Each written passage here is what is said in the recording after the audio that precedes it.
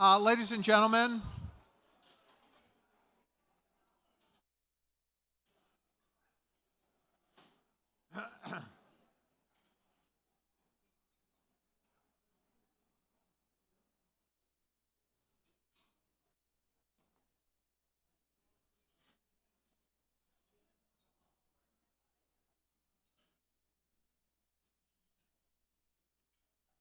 my name's Jerry Green. I work at the Pacific Council, and I want to welcome all of our members and our guests to our second Global LA Summit.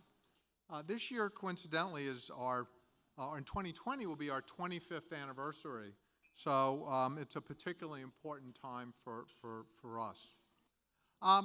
The notion of Global LA Summit is somewhat different than what we've done traditionally. We're not talking about the South China Sea today. We're not talking about aircraft carriers steaming towards Iran. We're not talking about NATO. We're not talking about the Ukraine. Today we really are all about Los Angeles and its global role. And as the only Asian, Latin American city on the planet, as the second city for nationalities from all over the world, and a variety of other factors, Los Angeles and Southern California is uniquely and distinctively global. The Pacific Council champions the issue of global Los Angeles. This has really become our focal point in our mission. And last week I was actually given an award, I think in error. They confused Jerry Green and Jerry Brown, and they got the wrong one. But I was given something called the Chamber of Commerce, the LA Chamber of Commerce 2019 Stanley Olafson Award for Advancement of World Trade. And in my remarks, which I'm going to plagiarize myself, so I guess that's not plagiarizing, what I said, and I was not being charmingly self-abnegating, I was being very frank, is that I and my colleagues at the Pacific Council, basically we're storytellers. We talk about Los Angeles. We tell you about things that you're doing that you may not realize you're doing and that others are not doing. And we tell the people of Los Angeles about one another. We are Global LA. Everybody in this room is part of Global LA. And what is Global LA? It's our universities, it's Hollywood, Silicon Beach, it's the museums, the ports, LAX, it's our cuisine, it's our artistic community, it's our deeply valued diplomatic community, and there are a number of consuls general here joining us. And in their home capitals, they certainly see the importance of Los Angeles.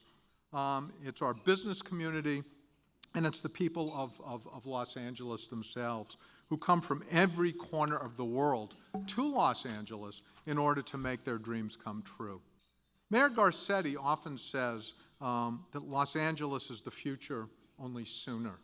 And indeed, I think it's quite clear that Los Angeles is where the rubber hits the sky.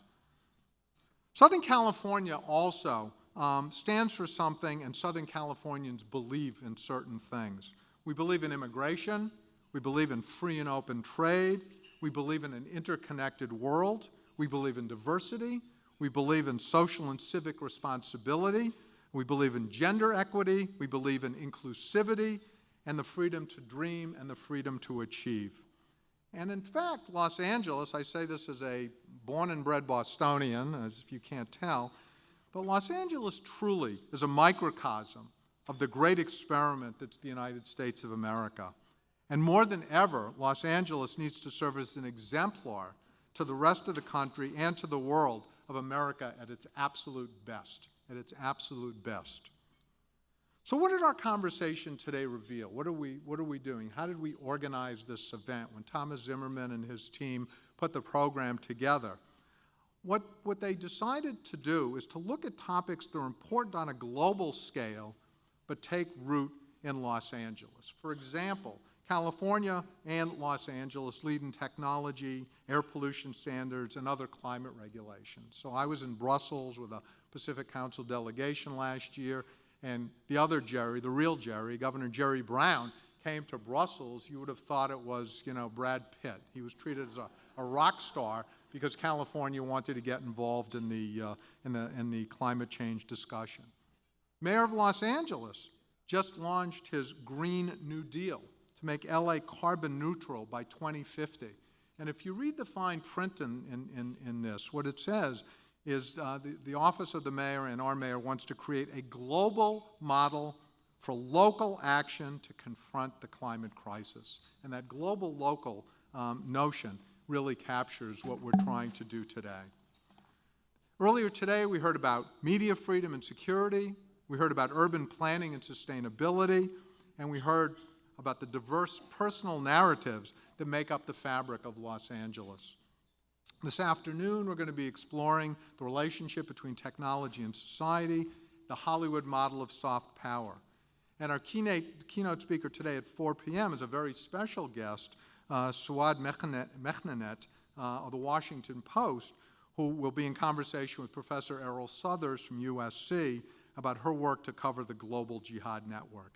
And one of the secrets is we celebrate journalists and journalism at the Los Angeles, at the Pacific Council on International Policy.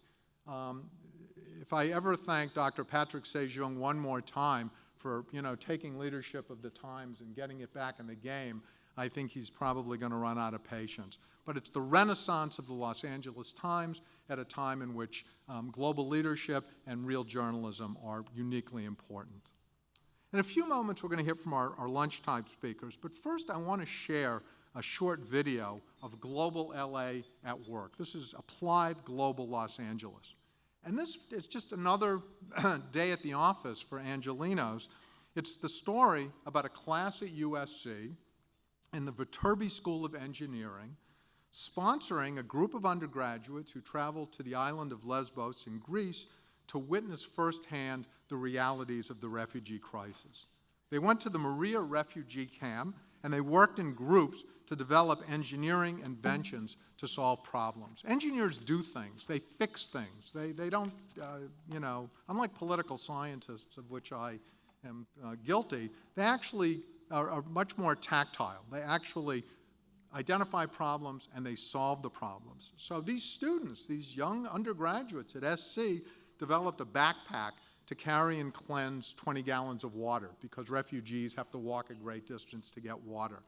They developed special clothing suitable to the conditions of living in a refugee camp, which are unimaginable to most of us, but are very real and challenging for the people that live there.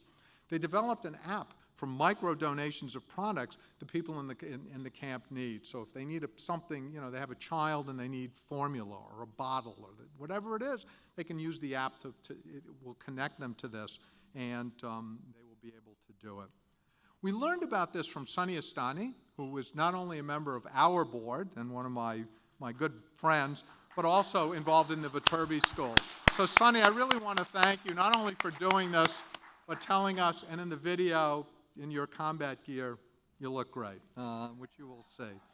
I also want to recognize the professors who actually made this, who had the idea to do this and turned it into a reality. And again, political scientists talk until the other person runs out of energy. Engineers actually do stuff. So the first is Professor Berchan Bejerek-Gerber and Dr. David, maybe it's a coincidence, maybe they're related, and Dr. David Gerber, who are sitting here at our head table, and they are the creative forces behind this class.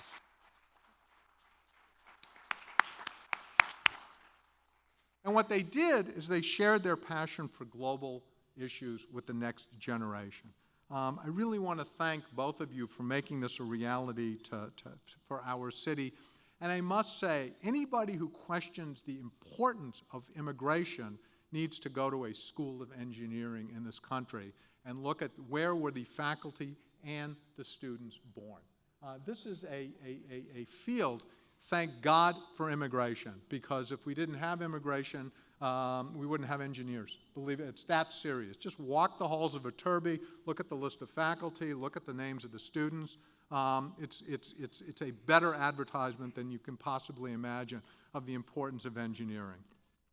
Okay, the trailer you're about to see is part of a longer documentary, and it's really something that I think reflects our values and our commitment, which is the Pacific Council and our friends from the Viterbi School really are incubating the next generation of global leaders.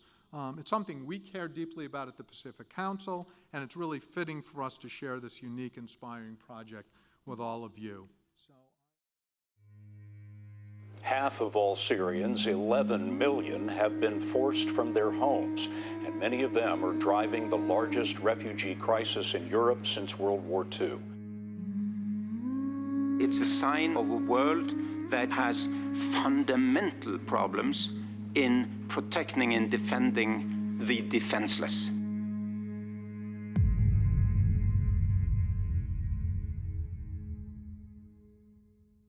I saw a blurb about this class in a Facebook post, and I was blown away because I was like, that's actually the intersection that I didn't think existed between something I care so much about and my major, my love for design and my love for problem solving in a technical way.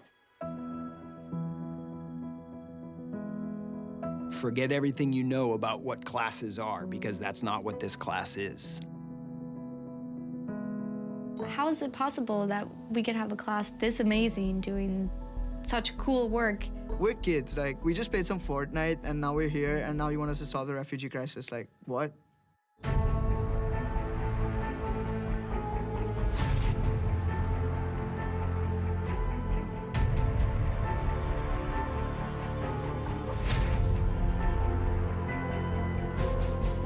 We went to Greece to understand what it's like to be a refugee.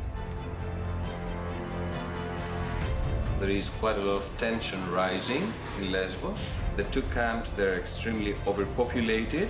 Winter is coming.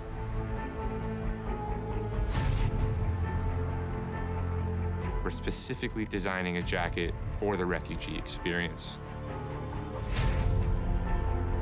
Our app would basically be improving efficiency, optimizing how NGOs work. We want to give you the information necessary for your survival in the first 3 weeks. Having a personal shower might just improve someone's mental state. Duet's idea can be adopted all the way across the world to help truly revolutionize philanthropy. We could send 5 to Moria, even to Venezuela, where they're shutting off the water. They need our backpacks. We need to get it to them. I feel like no one can understand our product better than the people we're designing it for. But we can make it. Yeah, so should we make or no? Yeah. We're grading them. Students are taking the course for a grade and they care about their grade. And yet we're telling them, don't focus on that, but focus on the lives. Complete shift of mentality.